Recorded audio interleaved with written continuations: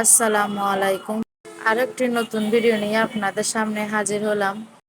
আমরা বেনাপোল থেকে direct Kolkata new মার্কেটে আসছি এবং নিউ মার্কেটে থেকে কি কি করেছি আপনাদের সাথে শেয়ার করব। বেনাপোল থেকে যখন কলকাতাতে আসছি তখন একদিন কলকাতাতে থাকতে হবে, সেজন্য আমরা কিছু সামগ্রী নিয়েছি।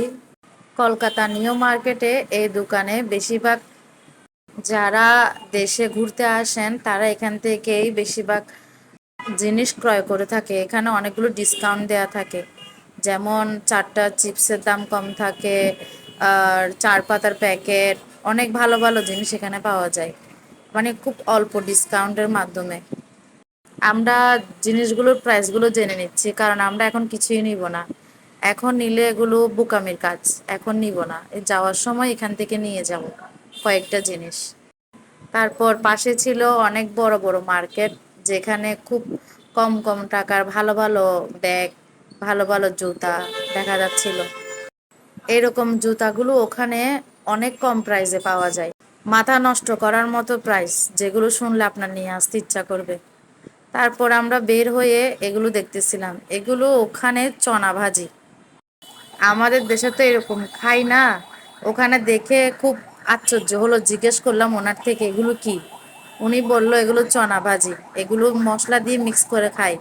তো আমার পাশে দুইটা আঙ্কেল ছিল, ওনাদের থেকে বলতেছি খাবেন, ওনারা ডাইরেক্ট না, খাবে না। আমিও ভিডিওটা ক্লিপ করে নিয়ে আসলাম। তারপর রওনা দিলাম স্টেশনে। আমাদের ট্রেন ছিল 2টায়, সেজন্য আমরা 11টা বাজে রওনা দিয়ে দিছি। এখানের স্টেশনটা অনেক বড়, এটাকে শিয়ালদা স্টেশন বলে। কলকাতায় আর একটা জিনিস ভালো লাগে এখানের সিএনজি গুলো, এটাকে সিএনজি বলে। আগে থেকে স্টেশনে যেয়ে বসে থাকতে হয়, না হয় ট্রেন ছুটে যাবে, সেজন্য আমরা সব কিছু লাগেজ নিয়ে স্টেশনে যেয়ে বসে থাকি।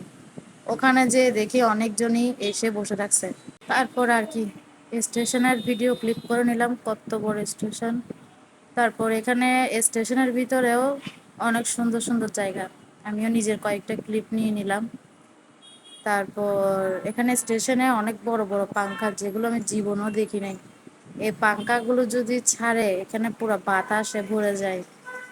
আমরা ট্রেনের জন্য অপেক্ষা করতেছিলাম, তারপর দেখলাম ট্রেন তো এসেই বসে থাকছে, ট্রেন ছাড়বে 2টায়।